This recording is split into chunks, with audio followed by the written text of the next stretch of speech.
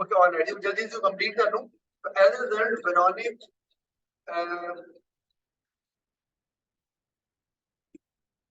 will be able to get information। अब देखिए will be able to get information without adding pressure, without adding pressure on the cash flow। ठीक है, मैंने लिखा, मैंने reason बता दिया कि ये चीपेस्ट है और प्रेशर डाले बगैर आपको एक अच्छी इंफॉर्मेशन मिल सकती है। और आगे as Veronic is already facing cash flow problem, ये लिख रहा हूँ ना, एज वेरोनिक इज ऑलरेडी, अच्छा ये आगे चल ही रहा है तो मैं उसी को ऊपर ले जाता हूँ, is already negative for the first 3 months। ठीक है ना, ठीक।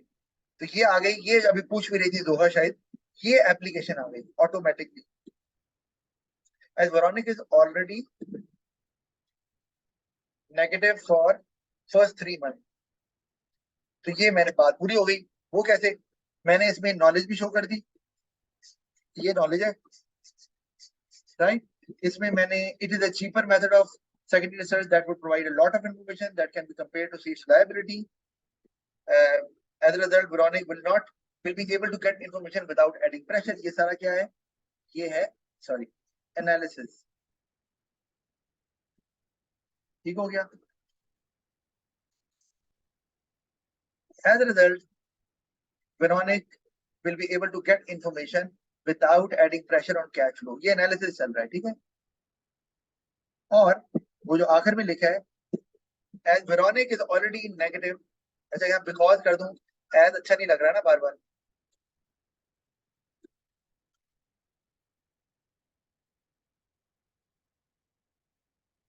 because Veronic is already negative for the first 3 months। अच्छा, तो ये हमारा, ये क्या आ गई जी, ये आ गई एप्लीकेशन, और ये ग्रीन हम करते हैं, ये मैंने, ये एप्लीकेशन है। तो हमने 6 के 6 नंबर आसानी से गेन कर राइट। अच्छा, इसी तरह से अगर हम ई पार्ट देख लें अब जल्दी से, तो do you think being creative is the just minute, हाँ अच्छा, do you think being creative is the most important characteristic of being a successful entrepreneur. अच्छा जस्ट मिनट कर लो।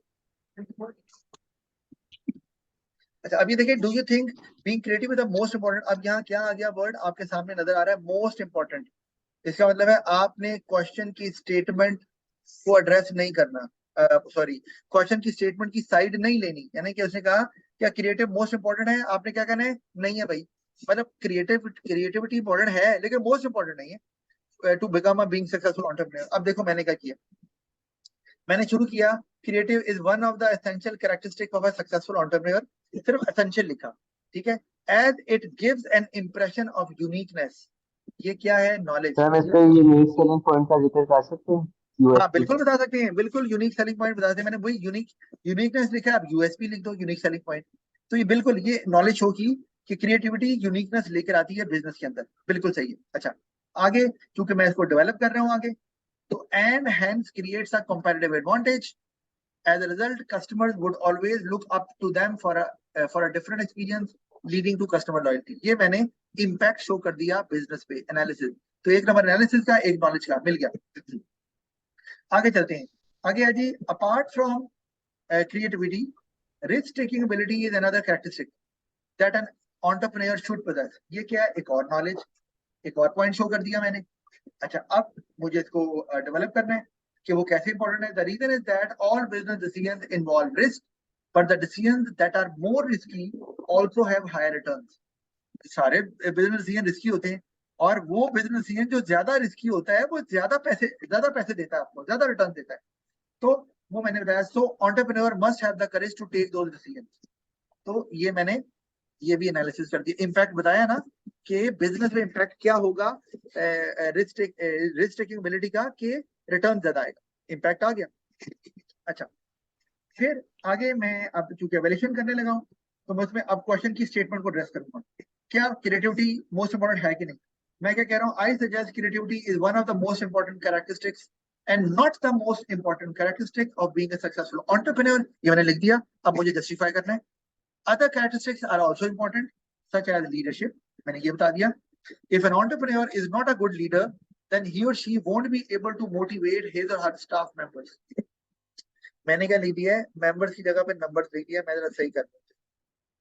स्टाफ मेंबर्स, ठीक है, who directly interact with customers।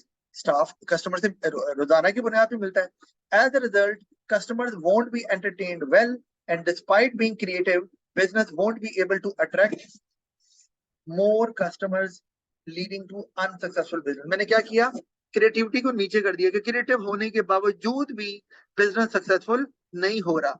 क्यों? कि अगर leadership नहीं है, तो मैंने बताया, मैंने ये नहीं कहा कि लीडरशिप ज्यादा इंपॉर्टेंट है, मैंने कहा कि वो मोस्ट इंपॉर्टेंट नहीं है, और भी फैक्टर इंपॉर्टेंट है। और मैंने बता दिया कि लीडरशिप अगर नहीं होगी तो क्रिएटिविटी के बावजूद भी वो सक्सेसफुल नहीं होगा। क्वेश्चन की स्टेटमेंट को क्लियरली डेवलप करके जस्टिफाई कर दिया, एवेल्यूशन आ गई, 6 नंबर पूरे हो गए। अच्छा, इसी तरह अभी जल्दी से अगला देख लें क्योंकि उसके एवेल्यूशन हम देख चुके हुए हैं।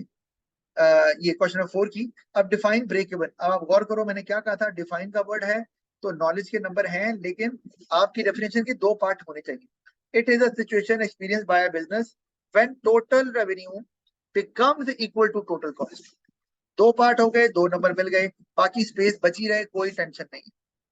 आगे, define return on capital employed. अब यहां पर भी it is a ratio that explains what percentage of capital employed is the profit earned by a business. ये भी 2 पार्ट्स हैं। अच्छा, यहां पर अगर कोई बच्चा डेफिनेशन की जगह पर, मैं डेफिनेशन की जगह पे ROC होती है ना, रिटर्न ऑन कैपिटल एम्प्लॉयड, इसकी जगह पे ये लिख देता है कि profit over capital employed into 100, उसे नई डेफिनेशन आ रही, तो तब भी आपको 2 में से 2 नंबर मिल जाएंगे। यानी कि अगर नॉलेज के नंबर हो, ये तो और आपने फॉर्मूला नहीं लिखा। मैंने, जी सर, ये तो फॉर्मूला है इसका, रिटर्न ऑन कैपिटल एम्प्लॉयड का। हाँ तो वही है, तो मैंने फार्मूला लिखा है, वही बता रहा हूँ। अगर किसी क्वेश्चन में नॉलेज के नंबर हो और उस कॉन्सेप्ट का फार्मूला मौजूद हो, तो आप अगर फार्मूला लिख देंगे तो आपको 2 के 2 नंबर नॉलेज के मिल जाएंगे बगैर डिफाइन किए हुए। अच्छा, तो आप डिफाइन भी कर तो सकते ये हैं, तो वो मैंने वेरी किया हुआ नाइस है। हो गया। हाँ जी, ये आसान काम है। अच्छा, बात का डेफिनेशन बन नहीं रही होती ना यार, किस तरह बनाए फार्मूले की डेफिनेशन। कोई पूछ लेता है प्रॉफिट मार्जिन क्या होता है, तो आपने प्रॉफिट मार्जिन का फार्मूला लिख दिया, नंबर 2 मिल गए, ना लिखो डेफिनेशन। अच्छा, अच्छा, इसी तरह आउटलाइन 2 प्रॉब्लम्स। अब ये आउटलाइन आ गया तो आपको अच्छे से पता है इसमें एनालिसिस नहीं होता। 2 नंबर नॉलेज, 2 एप्लीकेशन। तो मैंने क्या किया, outline 2 problems inflation might cause Gino's business, तो it might lead to reduce purchasing power of the people. ये क्या है, मैंने कहा इन्फ्लेशन से परचेजिंग पावर कम हो जाएगी, नॉलेज। अच्छा, अब लिंक करें बिजनेस के साथ इसको। सर हाँ जी, एक मिनट। सर तो so they might not spend on Gino's fried chicken and potato fries being a luxury. और ये ऊपर लिखा हुआ है कहाँ, ये आपको दिखा दूं पहले, ये कि जीनोस, यहाँ पर आपको नजर आएगा ये fried chicken and potato fries. तो मैंने इसी का इस्तेमाल किया कि वो लोग वो नहीं लेंगे फिर उससे। ठीक है जी, बोले आप क्या कह रहे हैं। सर तो कोई भी क्वेश्चन हो उसके अंदर स्ट्रेट टू पॉइंट बात कर दें। जी, ऐसे ही है। अच्छा, अब यहाँ जैसे मैं लिखूं, आपने अच्छा अपने अच्छा, जो मैंने लिखा क्या है, मैंने लिखा है चिकन और पोटैटो चूंकि लग्जरी नहीं है तो इसलिए लोग उनसे नहीं लेंगे। मैंने ये नहीं लिख रहा कि लोग नेसेसिटीज लेना शुरू कर देंगे, ये लंबी चौड़ी बात ही नहीं करनी। आपने किसी तरह से आउटलाइन वाले क्वेश्चन में उसके साथ लिंक कर देना है। ऊपर लिखा हुआ है, भाई फास्ट फूड रेस्टोरेंट में कौन जाता है, भाई लग्जरी है ना, ये तो वही जाएगा जिसके पास पैसे होंगे। अगर महंगाई हो गई है तो फिर रेस्टोरेंट जाना बंद कर देंगे। तो मैंने वही लिखा, वो बीइंग अ लग्जरी। ठीक है, इसी तरह अगले पॉइंट पे आ जाए आप। तो अगले पॉइंट पे भी पहले सर नॉलेज, एक मिनट, इट ना माइट मैं लीड। ट्वेंटी में ये भी बताएंगे कि नाम सेल्स डिक्रीज होगी प्रॉब्लम 1 में, कि सेल्स डिक्रीज हो जाएगी। दोबारा बोलो, प्रॉब्लम ये 1 में नहीं क्या। बताना, हाँ, ये लिखा लिख सकते हैं कि सेल्स डिक्रीज होंगी, ये ज्यादा सही नहीं रहेगा। इससे क्या होगी, सेल्स नहीं होगी, मुझे नहीं जी समझ आई।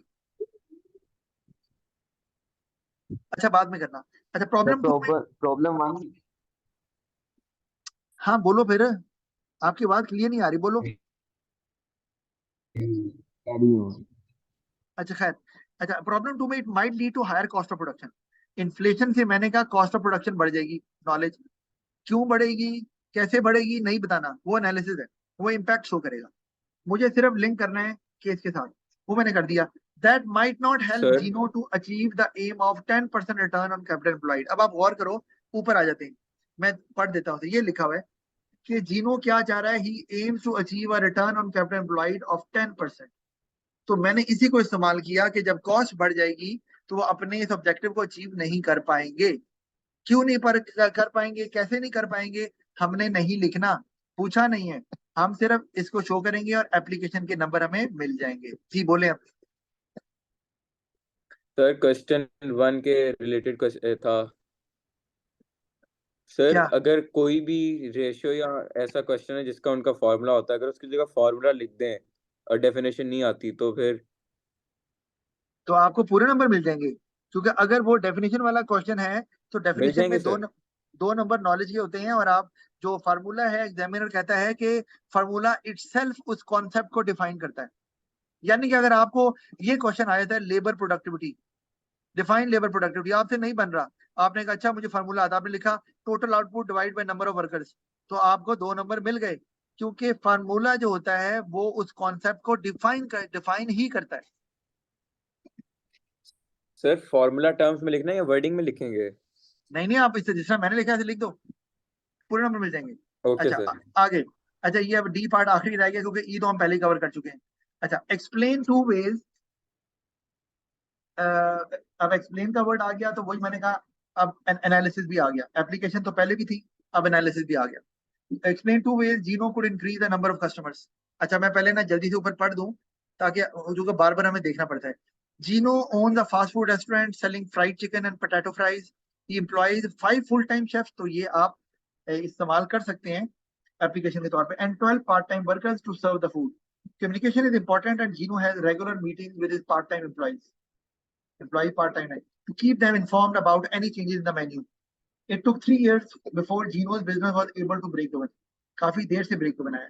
He aims to achieve a return on capital employed of 10%. Gino is always looking for ways to increase the number of customers.